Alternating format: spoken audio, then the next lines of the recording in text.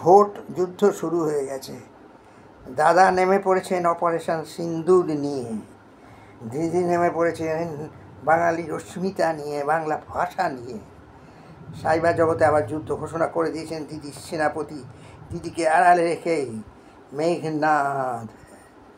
এই যে সে যুদ্ধ নয়, সেনাপতির ডাকে 25,000 সৈন্য তৈরি, ডেস্কটপ, ল্যাপটপ, মোবাইল আর ক্যামেরা নিয়ে।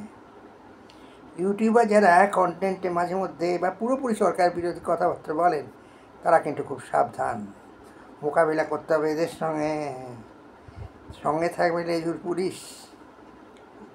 রোজিনার অবস্থা দেখলেন না? স্বামীকেও ছাড়লো না এরা।